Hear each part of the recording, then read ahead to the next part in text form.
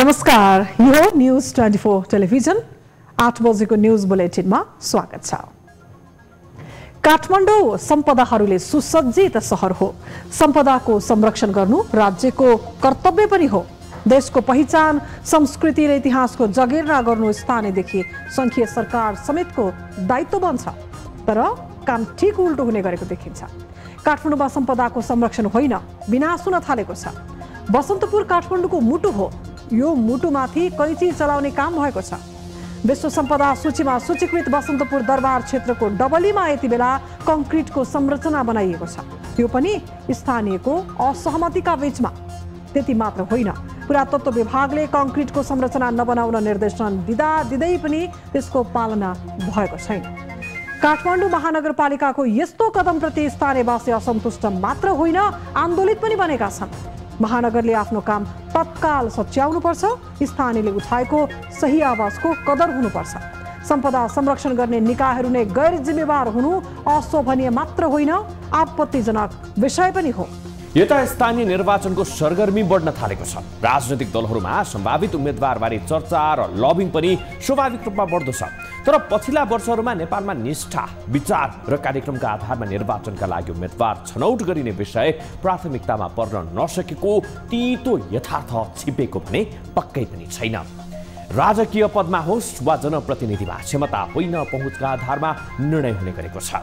निष्ठा होइन, बाहुबली र सेवा गर्ने मनभन्दा दावेदारको धन हावी हुने गरेको छ। स्थानीय सरकारको पहिलो कार्यकालमा धेरै विकृति देखिए, त्यसलाई सच्याउने काम दलहरूकै हो। त्यसैले दलहरूले विगतका कमजोरीबाट सिकेर आफूलाई करेक्सन गर्नुपर्छ। क्षमता, योग्यताका आधारमा जनप्रतिनिधि बनाउने कामको सुरुवात गर्नैपर्छ। अब न्यूज बुलेटिनका हेडलाइन्स। एमालेको निरन्तर अवरोधका बीच संसदको चालू अधिवेशन अन्त्य गर्ने सरकारको तयारी। राष्ट्रपति समक्ष अधिवेशन अन्त्यका लागि सिफारिस गर्ने मन्त्री परिषदको निर्णय।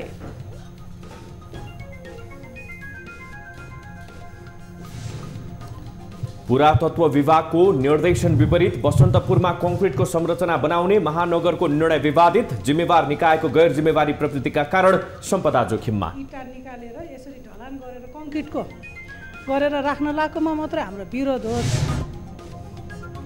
नेपालमा वैदेशिक लगानीको प्रतिबद्धतामा उत्साहजनक वृद्धि। कानुनी जटिलताका कारण कार्यान्वयन पक्ष फितलो हुँदा लगानी आउन कठिन रहेको विश्लेषण।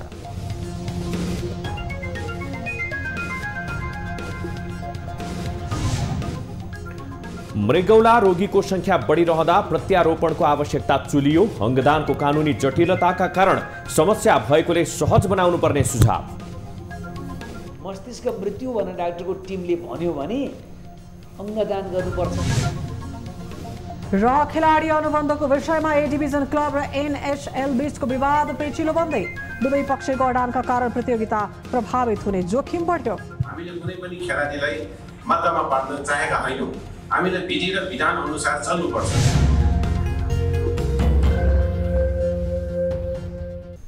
हामी निरन्तर न्यूजमा छौँ। सरकारले संसदको चालू अधिवेशन अन्त्य गर्न सिफारिस गरेको छ। मंगलबार बालुवाटारमा बसेको मन्त्री परिषद बैठकले संसदको हिउँदे अधिवेशन अन्त्य गर्न राष्ट्रपति समक्ष सिफारिस गर्ने निर्णय गरेको हो। सरकारको सिफारिसपछि राष्ट्रपति विद्यादेवी भण्डारीले सूचना जारी गरेपछि संसद अधिवेशन अन्त्य हुनेछ। चालू अधिवेशन मङ्सिर 28 गतेबाट सुरु भएको हो। प्रमुख प्रतिपक्ष एमाले भने यस अधिवेशनमा लगातार अवरोध गर्दै आएको छ। एमालेको अवरोधका बीच नै सरकारले अमेरिकी सहयोग परियोजना एमसीसी पारित गरेको थियो। सरकारले अब बजेट अधिवेशन बोलाउनेछ। काठमाडौँको परिचय बनेको प्राचीन सम्पदाहरूको संरक्षणमा जिम्मेवार निकाय नै उदासीन देखिएका छन्। संरक्षण गर्नु त टाढाको विषय हो। संरक्षण गर्ने दायित्व पाएको निकाय नै सम्पदा मास्न लागि परेको देखिन्छ। विश्व सम्पदा सूचीमा सूचीकृत बसन्तपुर दरबार क्षेत्रमा पुरातत्व विभागको निर्देशन विपरीत कङ्क्रिटको संरचना बनाउने कदम विरुद्ध स्थानीय विरोधमा उत्रिएका छन्। एक रिपोर्ट। काठमाडौँ महानगरपालिकाको मेयरको जिम्मेवारी सम्हालेपछि विद्यासुन्दर साक्यको प्रमुख जिम्मेवारी मध्ये सम्पदा पुनर्निर्माण एक थियो। उनले त्यसलाई प्राथमिकतामा पनि राखे। तर पुनर्निर्माणको काम अघि बढाउँदा भने उनीमाथि बारम्बार प्रश्न उठ्यो। पुनर्निर्माणका क्रममा उनले सांस्कृतिक र पुरातात्विक महत्त्वका सम्पदालाई मास्ने काम गरेको आरोप नै लाग्यो। रानी पोखरी पुनर्निर्माण गर्दा होस् वा कमल पोखरी पुनर्निर्माण उनी विवादित बनि नै रहे। हालै काठमाडौँ महानगरले बसन्तपुर दरबार क्षेत्रभित्र डबली पुनर्निर्माण गर्ने क्रममा सोही प्रवृत्ति दोहोरिएको छ। विश्व सम्पदा सूचीमा सूचीकृत बसन्तपुर दरबार क्षेत्रमा राष्ट्रिय झण्डा राख्ने नाममा सम्पदा क्षेत्रमा महानगरले 3 फिट गहिरो 8वटा कंक्रिटका संरचना निर्माण कार्यलाई अगाडि बढाएको छ। महानगरको सो कामलाई रोक्न पुरातत्व विभागले निर्देशन दिए पनि महानगरले अटेर गरिरहेको छ। तर महानगरको यो कामबारे मेयर साक्यले एकलौटी निर्णय गरेको आरोप लागेको छ।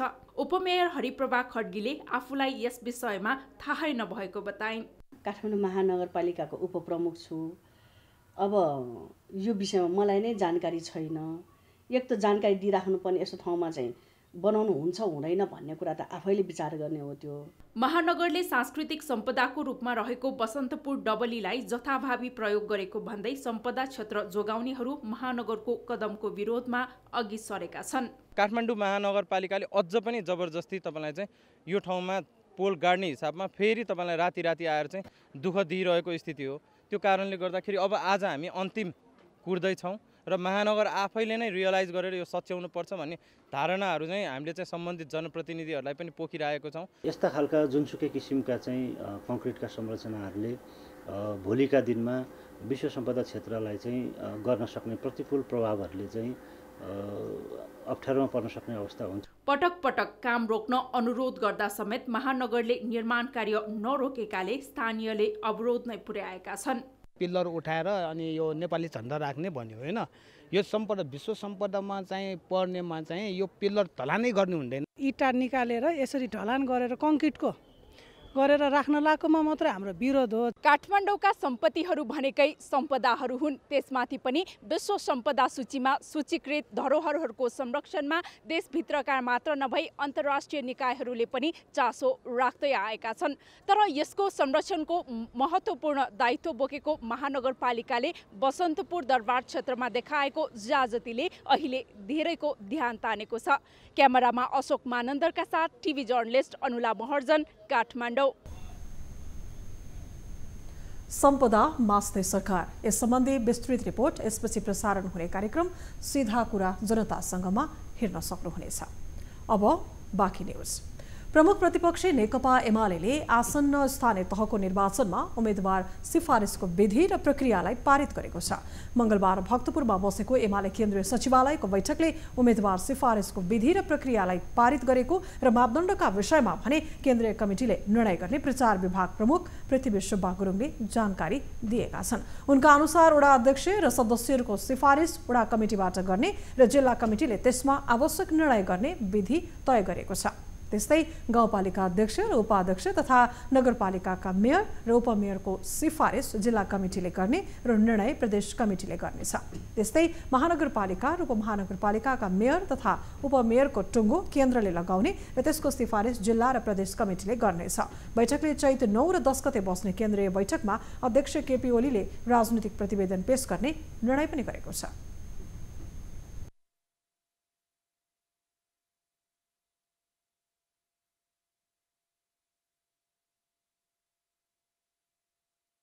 पालिकाको अध्यक्ष, नगरपालिकाको अध्यक्ष र मेयर उपमेयर, गाउँपालिकाको अध्यक्ष र उपाध्यक्षहरूको निर्णय जिल्लाको सिफारिसमा प्रदेशले गर्छ र महानगरपालिका उपमहानगरपालिकाको मेयर उपमेयरको सिफारिस जिल्ला र प्रदेशले गर्ने र त्यसको निर्णय चाहिँ केन्द्रले गर्ने। यो जुन पुरानो चाहिँ प्रक्रिया हो, विधि हो, यसैलाई हामीले पारित गरेका छौँ र मापदण्डको सन्दर्भमा हामी केन्द्रीय कमिटीको बैठकबाट निर्णय गर्छौँ।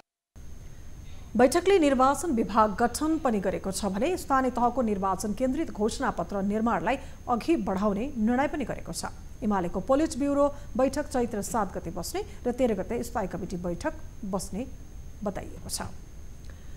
नेकपा एमालेका अध्यक्ष केपी शर्मा ओलीले आगामी निर्वाचनमा एमालेले 60 देखि 70% स्थानीय तहमा जित्ने दावी गरेका छन्। मंगलबार काठमाडौँमा अखिल नेपाल महिला संघको बैठकलाई सम्बोधन गर्दै अध्यक्ष ओलीले एमालेलाई निर्वाचनमा कसैको सहारा आवश्यक नपर्ने र एक्लैले 60 देखि 70% स्थानीय तहमा जित हासिल गर्ने बताएका हुन्।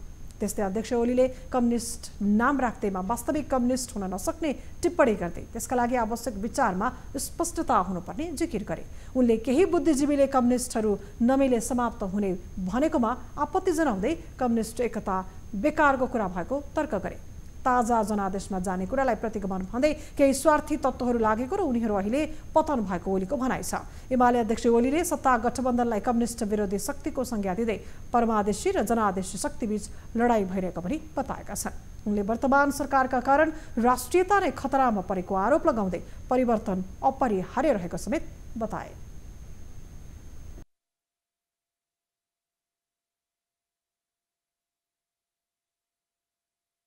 विभिन्न पार्टीका नेता कार्यकर्ताहरू र विभिन्न पार्टीबाट निर्वाचित जनप्रतिनिधिहरू हाम्रो पार्टीमा प्रवेश गर्न लहर छ। उहाँहरू तत्काल तराई जान मन नसक्ने भएको हुनाले उहाँहरू यहीँ आउनुहुन्छ। नेकपा एमाले प्रतिपक्षमा भए पनि प्रवेशको यस्तो लहर चलेको छ।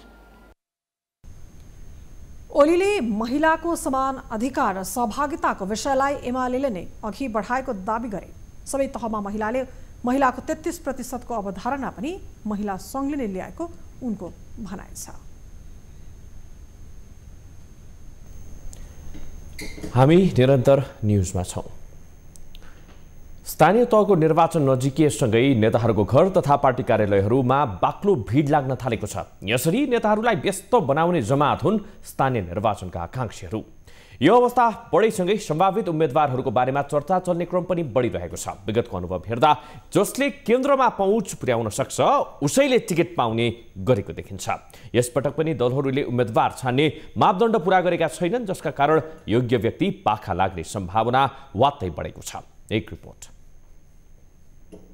वैशाख 30मा तोकिएको निर्वाचनको मिति नजिकैसँगै स्थानीय तहका उम्मेद्वारबारे चर्चा चल्न थालेको छ। निर्वाचन नजिकिँदा सम्भावित पदका आकांक्षीहरू धेरै हुने भएकोले दलहरूले यसका लागि मापदण्ड तोक्ने गरेका छन्। उम्मेद्वार छनौटमा मापदण्डले नेताहरूलाई सहयोग पुग्ने ठानिन्छ। सत्ताको नेतृत्व गरिरहेको नेपाली कांग्रेसको विधानमा तीनै तहको निर्वाचनमा उम्मेद्वार छनौट गर्न 4 तहको समिति गठन गर्ने व्यवस्था छ। स्थानीय तहका उम्मेद्वारको टुङ्गो वडा कमिटिको सिफारिसमा जिल्ला समितिले गर्छ। तर निर्वाचन हुन करिब 2 महिना बाँकी हुँदा समेत कांग्रेसले कुनै समिति गठन गरेको छैन। यसले निर्वाचनमा बाँडिने उम्मेद्वारको टिकटका लागि केन्द्र धाउने पुरानै रोग यस पटक पनि देखिँदैछ। निर्वाचनमा जाने भनेको निर्वाचन जित्नको लागि हो। त्यसमा प्रभावकारी उम्मेद्वार, लोकप्रिय उम्मेद्वार र पार्टीमा पनि प्रतिबद्ध व्यक्तिलाई नै हामीले उम्मेदवारी दिने हो। त्यसको निर्णय गर्ने अधिकार पनि विभिन्न तहमा बाँडफाँड गरिएको छ। प्रमुख प्रतिपक्ष नेकपा एमाले भने यो पटक निर्वाचनका लागि उम्मेद्वारको मापदण्ड तोक्ने तयारीमा जुटेको छ। एमालेले स्थानीय निर्वाचनका लागि उम्मेद्वार छनौट गर्ने मापदण्ड समेत पारित गरेको छ। एमालेले पार्टीमा अनुशासित, इमानदार, जनताको बीचमा लोकप्रिय र विकासको अवधारणा बोक्न सक्ने नेतालाई उम्मेद्वार बनाउने दाबी गरेको छ। स्थानीय सरकारको अनुभूति हुने गरी समृद्ध नेपाल, सुखी नेपाली को राष्ट्रिय आकांक्षा परिपूर्ति गर्न सक्ने स्वच्छ छविको र लोकप्रिय व्यक्तित्वलाई हामी टिकट दिन्छौँ। त्यसको चाहिँ छनौट प्रक्रिया स्थानीय जो तह हो त्यसको त्यहाँ संलग्न नेता कार्यकर्ताहरूको रायमा अब प्रदेशको सुझावमा, जिल्लाको सुझावमा केन्द्रीय कमिटी निरूपण गर्छ महानगरको। नेकपा एकीकृत समाजवादीको विधानमा पनि उम्मेद्वारबारे उल्लेख छैन। पहिला छनौट कमिटी गठन गर्ने र त्यही कमिटीले उम्मेद्वार छनौट गर्ने भनिएको छ। तर अहिलेसम्म त्यो कामको सुरुवात समेत भएको छैन। 2-3 जना उम्मेद्वारहरू हुन सक्ने व्यक्तिहरूको नाम माग्दछौँ। त्यसमध्येबाट बेटर जित्न बढी सम्भावना भएकोलाई निर्णय गर्नका निम्ति पार्टीको माथिल्लो कमिटीले पहल गर्नेछ। अब तल कार्यकर्ताहरूले के मापदण्ड बनाउँछन्? निश्चय नै सङ्घर्षशीलतालाई, इमान्दारितालाई, कामको निरन्तरतालाई, लोकप्रियतालाई, अब कतिपय भूगोलसँग पनि जोडिन्छ होला, क्षेत्रसँग जोडिन्छ। यो कुरालाई उनीहरूले आधार बनाउनेछन्। उनीहरूको सिफारिसमा हामी निर्णय गर्छौँ, माथिबाट तोक्दैनौँ। यस्तै सत्तामा रहेको नेकपा माओवादी र जनता समाजवादी पार्टीले पनि मापदण्ड बनाउने बताए पनि हालसम्म त्यसको ठोस तयारी गरेको पाइँदैन। यस्तै अन्य साना दलहरूले पनि केन्द्रलाई अधिकार दिएको भए पनि मापदण्ड बनाएका छैनन्। मापदण्ड बिना उम्मेद्वार छनौट गर्दा आम नागरिकप्रति उत्तरदायी उम्मेद्वारको छनौट हुनुभन्दा पनि पैसा र शक्तिको आडमा टिकट वितरण गरिने परिपाटीलाई प्रश्रय पाउने खतरा बढिरहेको छ। न्युज 24 टेलिभिजनका लागि क्यामेरामा अशोक मानन्दरको साथमा टिभी जर्नलिस्ट राजन ढकालको रिपोर्ट। सत्तारूढ नेपाली कांग्रेस स्थानीय तह निर्वाचनको तयारी स्वरूप घर दैलो अभियानमा छ। 77 वटै जिल्लामा खटाइएका केन्द्रीय सदस्यहरू मतदाताको घर दैलोमा व्यस्त भएका छन्। तर यो समयमा भ्रातृ संस्थाका नेतृत्वका आकांक्षीहरू शीर्ष नेताहरूका घर घर धाइरहेका छन्। एक रिपोर्ट। नेपाली कांग्रेसको 10 भारतीय संस्थाको केन्द्रीय कार्य समिति भङ्ग गरे पनि तटस्थ समिति गठन गर्न सकेको छैन। यसअघि पार्टी बैठकले फागुन मसान्तभित्र यी संस्थामा तटस्थ समिति गठन गरेर स्थानीय निर्वाचनमा परिचालन गर्ने निर्णय गरेको थियो। तर चैत महिना लागिसक्दा समेत सो कामले पूर्णता पाउन सकेको छैन। गत फागुन 3 गते बसेको नेपाली कांग्रेसको केन्द्रीय कार्य सम्पादन समिति बैठकले ती संस्थाहरूको तटस्थ समिति गठनको जिम्मा पार्टी सभापति शेरबहादुर देउवालाई दिएको थियो। उनले सो विषयमा छलफल गर्ने र सुझाव दिने जिम्मेवारी पार्टी पदाधिकारीलाई दिएका हुन्। तर पार्टी पदाधिकारीमा आन्तरिक बेमेलका कारण उनीहरूले सभापति देउवालाई कुनै सुझाव दिन सकेका छैनन्। अब भने यो कामलाई सभापति देउवाले प्राथमिकतामा राखेकाले छिट्टै टुङ्गिने कांग्रेस प्रवक्ता प्रकाश शरण मत बताउँछन्। तटस्थ समिति चाँडै आउँछ। जिल्ला समितिहरू अझै छन्। हाम्रो स्कुल कलेजहरूमा पनि कमिटीहरू छन्, त्यो यथावतै छ। त्यसमा आवश्यक परिवर्तन गर्नु पर्यो भने केन्द्रीय समिति बनेपछि गर्ला। तर अब अहिलेको लागि जो जिल्ला स्थानीय तहमा विभिन्न भातृ शुभेच्छुक सङ्गठनहरूको संरचना छ, त्यही संरचनाले काम गर्छ, उनीहरू सक्रिय हुन्छ। पार्टीले तटस्थ समिति गठनको तयारी थालेसँगै नेवी सङ्घ, तरुण दल, महिला सङ्घ, नेपाल दलित सङ्घ लगायतका नेतृत्व गर्न चाहनेहरूको दौडधुप बढेको छ। नेपाली कांग्रेसको नर्सरी मानिने नेवी सङ्घ निष्क्रिय छ। उमेर हदको विवादका कारण नेवी सङ्घको तटस्थ समिति गठन हुन सकिरहेको छैन।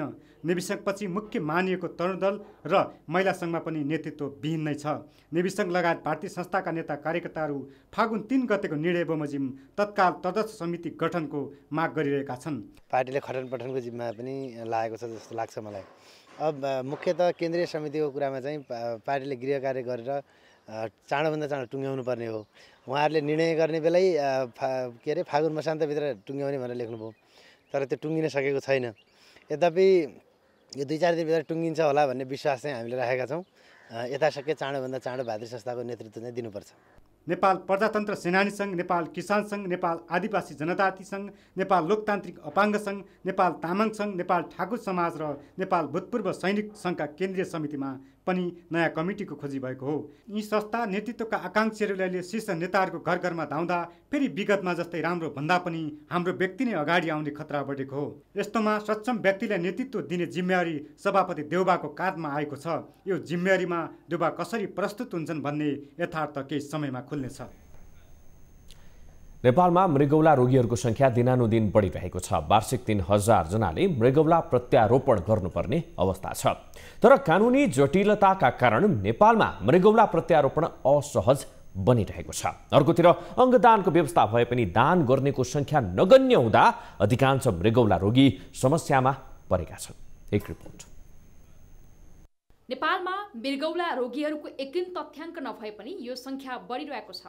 नेपालको कुल जनसङ्ख्या मध्ये 30% मृगौला रोगी हुन सक्ने अनुमान विश्व स्वास्थ्य सङ्गठनको छ, जसमध्ये वर्षेनी 30,000 जनाको मृगौला खराब हुने गरेको छ भने वार्षिक 3000 व्यक्तिको मृगौला पूर्ण रूपमा काम गर्न नसक्ने अवस्थामा पुग्ने गरेको छ। यी व्यक्तिहरू डायलिसिसको सहाराले बाँचिरहेका हुन्छन्। अधिकांश रोगीहरूको समस्याको दीर्घकालीन समाधान मृगौला प्रत्यारोपण नै हो। तर नेपालमा वार्षिक 500 जनाको मात्रै मृगौला प्रत्यारोपण हुने गरेको छ। बाँकी 2500 मृगौला प्रत्यारोपण गर्न नपाउँदा समस्यामा पर्ने गरेका छन्। नेपालको कानुनमा मृगौला प्रत्यारोपणका लागि नातागोता भित्रका 50 जनासम्मको मृगौला लिन सक्ने व्यवस्था छ। तर रगतको नाताबाट स्वस्थ मृगौला प्राप्त गर्ने र अधिकांशको मृगौला म्याचिङ नहुँदा पर्याप्त प्रत्यारोपण दर कम भएको हो। मृगौला प्रत्यारोपण गर्ने कानुनी अड्कन फुकाउने विषय उठान गरिएको छ। तर मृगौला दानको प्रावधान फुकाउँदा झनै विकृति आउन सक्ने भन्दै व्यक्तिको ब्रेन डेथ पछिको अङ्गदानलाई प्रोत्साहन गर्नुपर्ने चिकित्सक बताउँछन्। जबसम्म जनताले मस्तिष्क मृत्यु भएको व्यक्तिको अवश्यम्भावी मृत्यु हुन्छ, मस्तिष्क मृत्यु भनेर डाक्टरको टिमले भन्यो भने अङ्गदान गर्नुपर्छ। नेपालमा ब्रेन डेथ भएकाहरूले अङ्गदान गर्न सकिने कानुनी व्यवस्था छ, तर त्यसको अभ्यास नगण्य मात्रामा छ। विश्वमा 90% अङ्गदान ब्रेन डेथ भएपछि मात्रै हुने गरेको छ भने नेपालमा 100% जीवित व्यक्तिबाट हुने गरेको छ। ब्रेन डेथ भएपछि मृगौला, कलेजो, फोक्सो सहित 5 अङ्गको प्रत्यारोपण गर्न सकिन्छ। विश्वमा हामी नेपालभन्दा बाहिर निक्लेर गयो भने विश्वमा चाहिँ के छ भन्नुहुन्छ नि 90% मस्तिष्क मृत्यु भएका व्यक्तिको ट्रान्सफर हुन्छ, 10% रिलेटिभको हुन्छ। हामी त्यो रिलेटिभ्सले नै 90% पुर्याओस् भनेर सोध्यो भने पुग्छ कहिले? मृगौला प्रत्यारोपणबारे कानुनी जटिलता भएकाले यति बेला नेपालीहरू भारततर्फ जाने गरेका छन्। मृगौला दिन तयार भएका व्यक्तिहरूबाटै सहजै मृगौला लिन नपाइने भएकाले यो अवस्थाले बढावा पाएको हो। यी र यस्ता तथ्यलाई मनन गर्दै सम्भव भएसम्म कानुनी सहजता कायम गर्न सके मृगौला रोगीलाई राहत हुने थियो। यस विषयमा सम्बन्धित निकायको ध्यान जान आवश्यक छ। न्युज 24 टेलिभिजनका लागि क्यामेरामा प्रभात थापाको साथमा टिभी जर्नलिस्ट पुष्पा शर्माको रिपोर्ट। न्युजहरू अझै बाँकी छन्, अब पालो ब्रेकको। Gem flooring, designer, durable and luxurious flooring. Gem flooring. Shikhar insurance, दुःख पर्दाको साथी। मुक्तिनाथ विकास बैंक लिमिटेड, जनता बैंकमा होइन।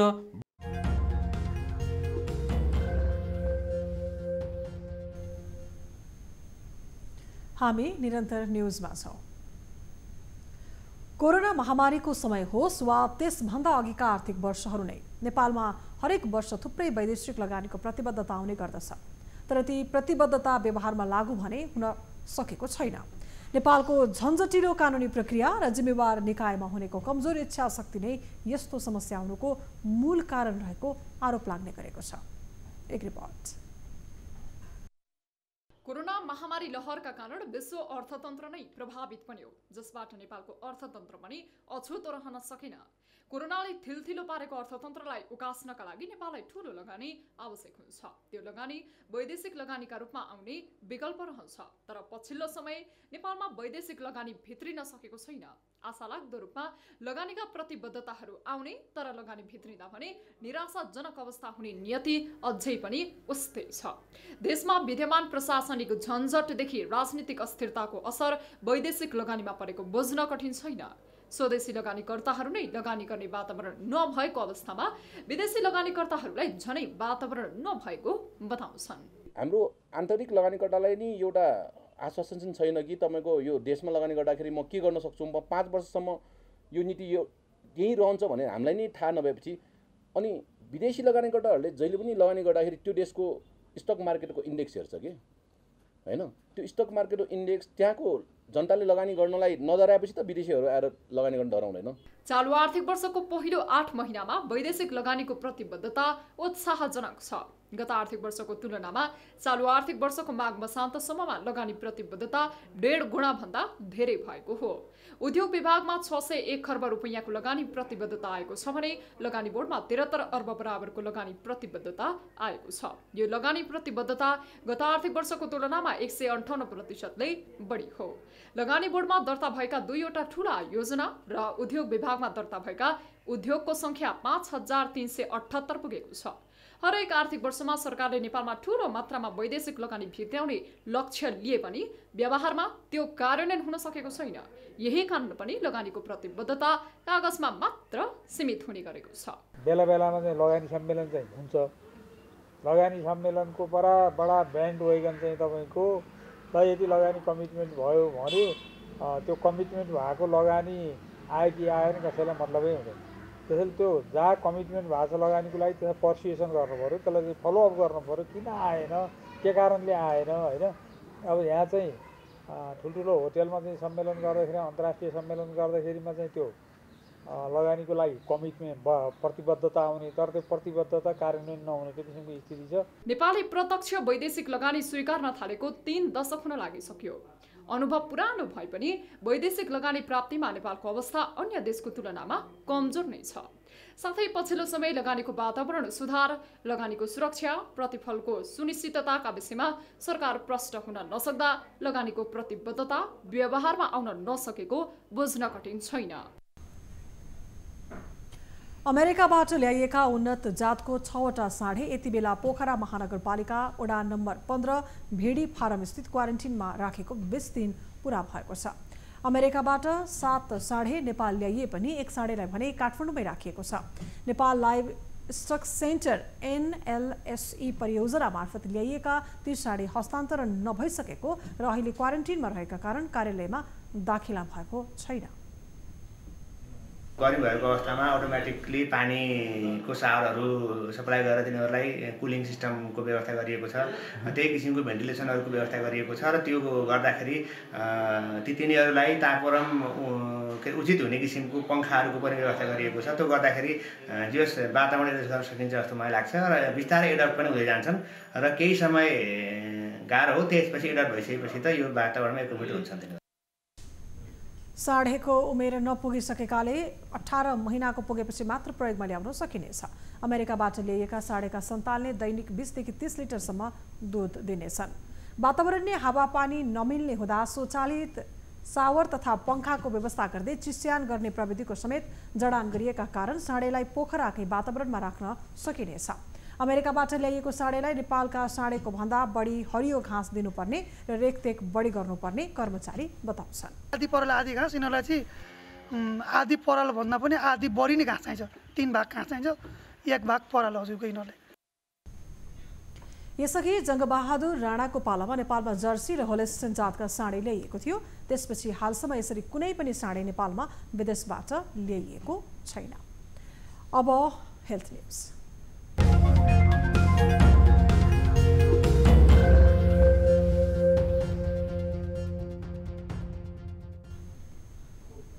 नेपालमा थप 83 जनामा कोरोना संक्रमण पुष्टि भएको छ। देशभर गरिएको 4734 पीसीआर परीक्षणका क्रममा 57 जना र 3150 एन्टिजेन परीक्षणका क्रममा 26 जनामा कोरोना भाइरस संक्रमण पुष्टि भएको स्वास्थ्य मन्त्रालयले जनाएको छ।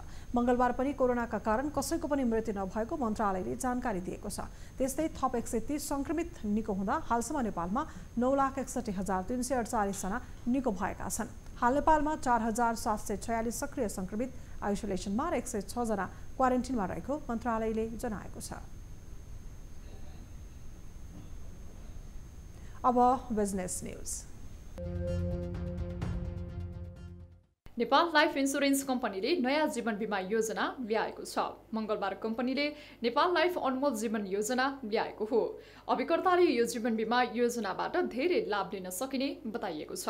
यो बिमा योजना 18 वर्षदेखि 65 वर्षसम्म उमेर समूहकाले न्यूनतम 5 देखि अधिकतम 50 वर्षसम्म अवधिका लागि गर्न सक्नेछन्। न्यूनतम बिमाङ्क रकम पनि 25,000 रुपैयाँ रहेको छ। 1 करोड रुपैयाँसम्मको दुर्घटना मृत्यु लाभ सुविधा र बिमा शुल्क छुट तथा पूर्ण अशक्तता सुविधा लिन सकिने छ भने 50 लाखसम्मको घातक रोग सुविधा पाइने कम्पनीले जनाएको छ।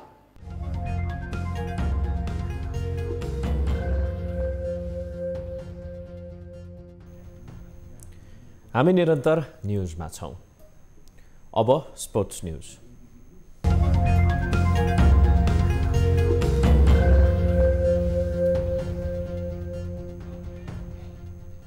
नेपाली फुटबलको सर्वोच्च निकाय हो अखिल नेपाल फुटबल संघ एन्फा। नेपालमा हुने सबै खाले फुटबलका गतिविधिमा एन्फाको निर्देशन आवश्यक हुन्छ। एन्फालाई नै जानकारी नदिएर नेपाल सुपर लिगका लागि खेलाडी अक्सन गरिएपछि नेपाली फुटबलमा विवाद बढेको छ। एक रिपोर्ट। केही दिन यता नेपाली फुटबलमा नयाँ बहस सुरु भएको छ। राष्ट्रिय स्तरको प्रतियोगिताले नै एन्फाको निर्देशन पालना नगरेको विषयमा चासो बढेको हो। फागुन 19 गते बसेको एन्फाको आकस्मिक बैठकले नेपाल सुपर लिग एनएसएलको अक्सनलाई रोक्ने निर्णय गर्यो। महासचिव इन्द्रमान तुलाधरले सोही निर्णय अनुसार परिपत्र समेत गरे। एनएसएलले एन्फाको निर्णय बेवास्ता गर्दै खेलाडी अक्सन गर्यो। अक्सन आगावै खेलाडी अनुबन्धनका विषयलाई लिएर ए डिभिजन लिगका 4 क्लबले आवाज उठाउँदै आएका थिए। यो आवाजलाई एन्फाको निर्देशनले सहयोग पुगेको क्लबहरूले महसुस गरेका थिए। तर जब एन्फाको निर्देशन विपरीत अक्सन भएपछि भने क्लबहरू थप निराश भएका हुन्। उनीहरूको एउटै माग थियो, अक्सनमा समावेश गर्न खेलाडीहरूलाई रिलिज गरिनुपर्छ। एन्फा नेतृत्वबाट फटक फटक ठगिएको गुनासो गर्दै आएका 4 क्लबले आइतबार पत्रकार सम्मेलन नै गरेर गुनासो दोहोराए। ट्रान्सफर हुने बेला उक्त खेलाडीले आफूले खेलिरहेको त्योभन्दा अगाडिको क्लबबाट अनिवार्य रूपमा रिलिज लेटर प्राप्त गरेको हुनुपर्ने या उक्त क्लबको स्वीकृति पाएको हुनुपर्ने। अहिले जुन खेलाडीहरूको बोल कबोल गरिएको छ त्यो कुनै पनि ए डिभिजन क्लबलाई जानकारी पनि छैन। औपचारिक रूपमा जानकारी सञ्चार माध्यमबाट त हामीले सूचना पायौँ, औपचारिक रूपमा कुनै पनि क्लबहरूलाई जानकारी नै पनि छैन। एन्फाको निर्देशन नटेरेको एनएसएलले फिफा र एएफसीको नियमलाई समेत ख्याल गरेको देखिँदैन। फिफा र एएफसीको नियमअनुसार खेलाडीलाई कुनै क्लबले रिलिज नगरेसम्म अर्को क्लबले अनुबन्ध गर्न पाउँदैन। तर एनएसएलले भने यो नियमलाई ठाडो उल्लङ्घन गरेको छ। यो विषयमा कुल 8 क्लबहरू विरोधमा थिए, तर आइतबारको पत्रकार सम्मेलनमा 4 क्लबका पदाधिकारी मात्रै देखिए। हुन त घरेलु फुटबलमा क्लबहरूले अनुबन्ध गरेको पूरा अवधिमा पारिश्रमिक दिने गरेका छैनन्। प्रतियोगिताका बेला मात्रै क्लबले खेलाडीहरूलाई मासिक तलब दिँदा खेलाडीहरू मर्कामा पर्ने गरेका छन्। यति गर्दै पनि एनएसएल भइहाल्यो भने के गर्नुहुन्छ भन्ने प्रश्नमा हामीले कुनै पनि खेलाडीलाई मद्दतमा पार्न चाहेका होइनौँ। हामीले विधि र विधान अनुसार चल्नुपर्छ। यो विवाद बढे पनि एनएसएल अहिले खेलाडी रिलिज नगर्ने अडानमा छ। उनीहरूको अडान कायमै रहे चैत्र 26 देखि सुरु हुने भनिएको एनएसएल समयमै नहुने आशंका बढेको छ। अक्सन अघि रोक्न निर्देशन दिएको एन्फाले अहिले कुनै प्रतिक्रिया दिइरहेको छैन। एन्फा र क्लब बेस भएको विवादको चपेटामा अहिले एनएसएल परेको छ। न्युज 24 टेलिभिजनका लागि टिभी जर्नलिस्ट भूपेश उपाध्यायको रिपोर्ट। अब एउटा रोचक प्रसङ्ग। ठाउँ र समाज अनुसार विवाहका फरक फरक परम्पराहरू छन्, तर तीमध्ये कतिपय परम्परा तथा संस्कारहरू निकै अनौठा खालका हुन्छन्। नेपाली समाजमा बिहे अगाडि बेहुला बेहुलीको अनुहारमा चमक ल्याउन, जिउ सुन्दर बनाउनका लागि बेसार तथा चन्दन लेपन गर्ने, दूधले नुहाउनेदेखि मेहेन्दी लगाउने लगायतका अनेक रीतिरिवाजहरू छन्। तर स्कटल्यान्डमा भने बिहे अगाडि बेहुला बेहुलीमाथि कुहिएका गोलबेडा, बिग्रिएका अण्डा, कुहिएका माछा लगायतका फोहोर र दुर्गन्धित चीजहरू फ्याँक्ने गरिन्छ। स्कटल्यान्डको ग्लासगो लगायतका कतिपय क्षेत्रमा प्रचलित एक परम्परागत बिहे संस्कार अनुसार हुनेवाला बेहुला बेहुलीलाई सबैभन्दा पहिले एउटा रुखमा बाँधिन्छ। त्यसपछि उनीहरूको शरीरमाथि चकलेटको सिरप, दूध, पिठो, कुहिएका अण्डा, कुहिएका टमाटर तथा कुहिएका माछा लगायतका वस्तुहरू खनाइन्छ। बेहुला बेहुलीलाई बिहे अगाडि यसरी बाँधेर दुर्गन्धित वस्तुले हिर्काएमा उनीहरूलाई खराब शक्तिबाट बचाउन सकिने जनविश्वास छ। यदि उनीहरूले बिहे अगाडि नै ती सबै दुर्गन्धित चीजहरूको प्रहारको सामना गर्न सकेमा उनीहरूको भविष्यमा जीवनका सबै चुनौतीहरूको सजिलैसँग सामना गरी आफूलाई सम्हाल्न सक्दछन् भन्ने मानिदछ। द ब्ल्याकेनिङ भनिने यो परम्परा पछिल्लो समय युवाहरूमाझ निकै लोकप्रिय बन्दै गएको छ। अब 24 वेदर अपडेट।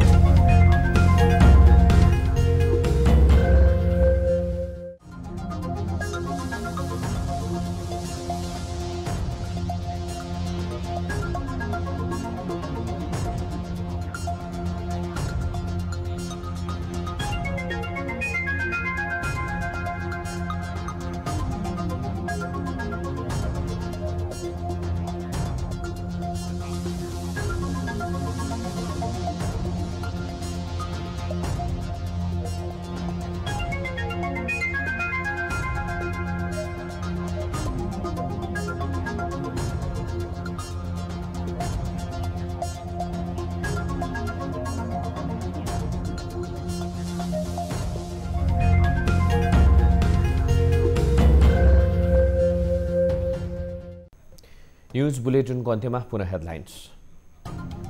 एमालेको निरन्तर अवरोधका बीच संसदको चालू अधिवेशन अन्त्य गर्ने सरकारको तयारी, राष्ट्रपति समक्ष अधिवेशन अन्त्यका लागि सिफारिस गर्ने मन्त्री परिषदको निर्णय।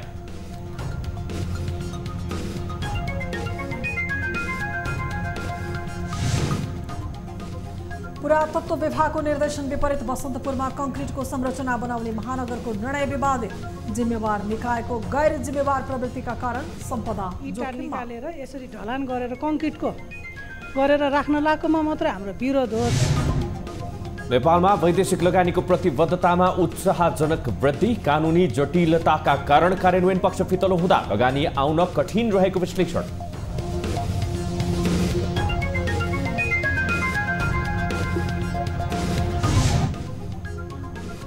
मृगौला रोगीको संख्या बढिरहँदा प्रत्यारोपणको आवश्यकता चुलियो, अङ्गदानको कानुनी जटिलताका कारण समस्या भएकोले सहज बनाउनु पर्ने सुझाव। मस्तिष्क मृत्यु भनेर डाक्टरको टिमले भन्यो भने अङ्गदान गर्नुपर्छ। र खेलाडी अनुबन्धनको विषयमा ए डिभिजन क्लब र एनएसएल बीचको विवाद पेचिलो बन्दै दुवै पक्षको अडानका कारण प्रतियोगिता प्रभावित हुने जोखिम बढ्यो। कुनै पनि खेलाडीलाई मद्दतमा पार्न चाहेका होइनौँ। हामीले विधि र विधान अनुसार चल्नुपर्छ।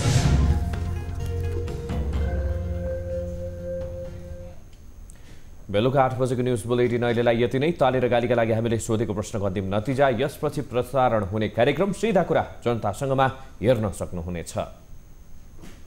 थप न्युजका लागि हाम्रो वेबसाइट www.news24nepal.com हेर्नुहोला। साथै हामीलाई फेसबुक, ट्विटर र युट्युबमा पनि फलो गर्न सक्नुहुनेछ। यस्तै मोबाइल, भाइबर, इमेलबाट 24 डेस्कमा समस्या र गुनासो गर्न सक्नुहुनेछ। अहिलेलाई बिदा दिनुहोस्। हामी निरन्तर न्युजमा छौँ। नमस्ते।